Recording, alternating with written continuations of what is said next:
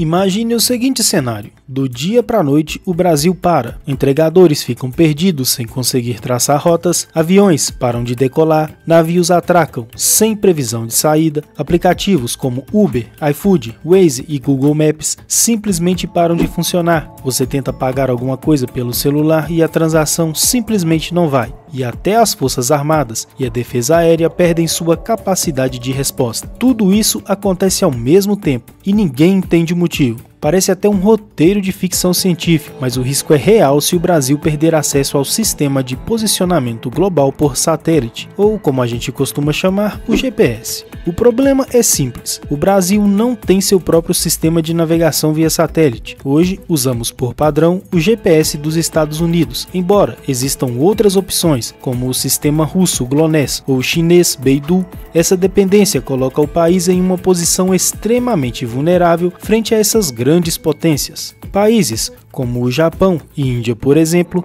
já entenderam o recado e criaram seus próprios sistemas regionais para garantir soberania em momentos críticos. E falando em momentos críticos, o mundo vive um cenário de tensões geopolíticas crescentes e num eventual conflito, donos desses sistemas podem simplesmente desconectar países como o Brasil com um clique, nos deixando literalmente às cegas. Aí vem a pergunta: por que um país continental como o Brasil não possui seu próprio sistema de posicionamento global? Falta tecnologia, dinheiro ou é só falta de interesse?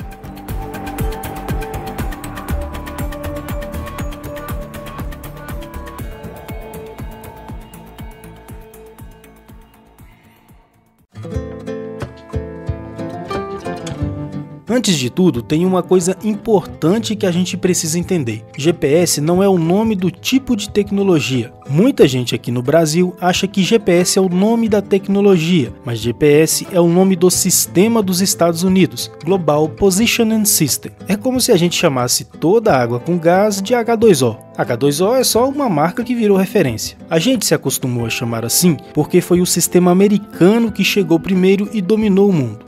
Hoje, o termo GPS virou popular, mas tecnicamente o nome correto disso é GNSS, que significa Global Navigation Satellite System, ou seja, Sistema Global de Navegação por Satélite. Agora vamos para a origem. A história do GPS começa lá nos anos 70, no meio da Guerra Fria. Os Estados Unidos queria criar um sistema de localização por satélite que fosse preciso, confiável e pudesse funcionar em qualquer lugar do mundo, a qualquer hora, em qualquer clima e, claro, com fins militares. Em 1973, o Departamento de Defesa dos Estados Unidos deu o pontapé inicial no projeto, que mais tarde se tornaria o GPS. Os primeiros satélites começaram a ser lançados em 1978 e o sistema completo começou a ficar operacional em 1995. No começo, o acesso era total e exclusivo para uso militar americano, mas depois o governo dos Estados Unidos liberou o sinal civil,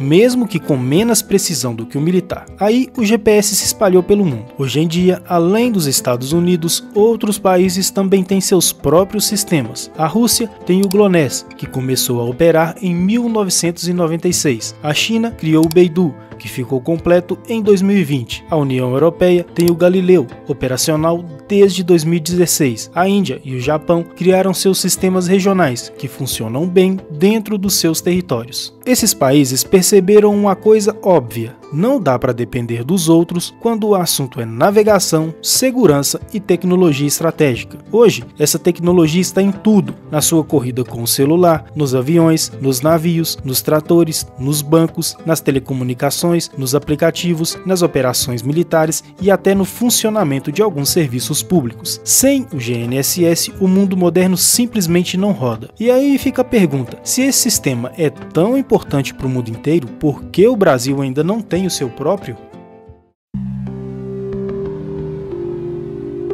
O Brasil tem algo que boa parte do mundo queria ter: uma localização geográfica privilegiada para lançamentos espaciais. Lá no Maranhão, o centro de lançamento de Alcântara fica perto da linha do Equador, o que permite lançar satélites com mais eficiência e menos gasto de combustível. É um dos melhores pontos do mundo para isso. É justamente desse local que poderia sair o futuro do sistema da navegação por satélite feito no Brasil, mas o que parecia promissor acabou tomando um rumo cheio de obstáculos obstáculos. O Programa Espacial Brasileiro começou lá nos anos 60, com a ideia de desenvolver tecnologia própria e colocar o país em uma corrida espacial. Nos anos 80 e 90, o Brasil chegou a lançar foguetes menores e planejava lançar seus próprios satélites com o VLS, Veículo Lançador de Satélites. Só que aí veio um dos episódios mais tristes da nossa história espacial. Em 22 de agosto de 2003, uma explosão no centro de lançamento de Alcântara matou 21 profissionais civis que trabalhavam no desenvolvimento do VLS. Foi um choque para o país inteiro. Além da tragédia humana, o acidente gerou um baque enorme no Programa Espacial Brasileiro. O projeto foi desacreditado, os investimentos caíram e o ritmo de desenvolvimento simplesmente travou. Muita gente que trabalhava na área foi embora e o país perdeu técnicos qualificados que levariam anos para se formar de novo. A partir dali, o orçamento começou a encolher. A Agência Espacial Brasileira, que deveria liderar o desenvolvimento de satélites e tecnologias espaciais, passou a receber cada vez menos dinheiro. Para se ter uma ideia, em 2023, o orçamento da AEB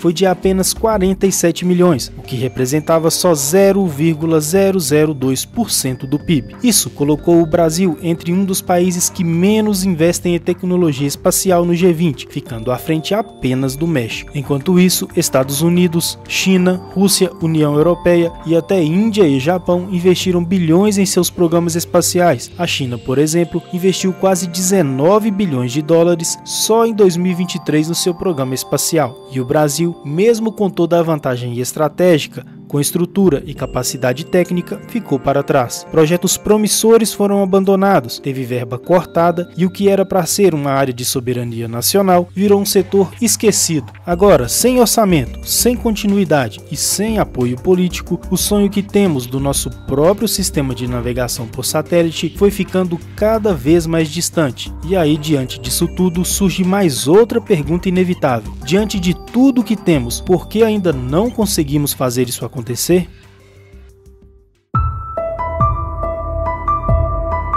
Se um dia o Brasil for desconectado dos sistemas de GNSS que usamos hoje, como o GPS dos Estados Unidos, o país simplesmente trava. Plataformas de petróleo em alto mar perderiam referências, sistemas de comunicação poderiam cair, dutos de gás e petróleo operariam às cegas, trens e metrôs ficariam sem controle automático, barragens deixariam de ser monitoradas com precisão e até bancos e aplicativos de pagamento deixariam de funcionar, porque a maioria depende dos sinais de tempo e localização fornecidos por esses satélites. E o mais preocupante, todo esse controle está nas mãos de outros países, basta um comando que ficamos no escuro. Sabendo disso, em 2023, o senador Stiverson Valentim apresentou um projeto de lei propondo a criação de um Sistema Nacional de Navegação por Satélite, um GNSS brasileiro. A proposta visava garantir que o Brasil tivesse autonomia sobre esse sistema, mas o projeto está parado no Senado, sem nenhuma atualização e nenhum avanço. A verdade é que, como isso não dá voto, ninguém se interessa em mexer. Enquanto isso, o que o país investe na área espacial é praticamente simbólico. Em 2023, foram só 47 milhões destinados à Agência Espacial Brasileira, um valor que mal paga o custo de um lançamento simples e que representa apenas 0,002% do PIB. Só para comparar, o governo gastou 79 milhões com cartão corporativo no mesmo ano. Ou seja, dinheiro tem. O problema não é falta de recurso, o problema é a falta de vontade. E quando a gente fala em criar um sistema nacional de navegação, não estamos falando de gastar bilhões de uma vez. O Brasil não precisa lançar dezenas de satélites como faz os Estados Unidos. Poderíamos começar com uma rede regional, voltada para as necessidades do nosso próprio território, com satélites menores em desenvolvimento em conjunto com universidades, institutos e centros de pesquisa. O custo disso é muito menor do que se imagina e certamente muito mais útil do que certos projetos que tem por aí em alguns gabinetes. Mas mesmo assim, ninguém se mexe, o projeto está parado, o orçamento segue caindo e o Brasil continua como um passageiro no banco de trás, confiando em quem dirige lá de fora. E como se não bastasse, ligamos a TV e vemos esse tipo de fala do presidente da República. É por isso que eu digo sempre,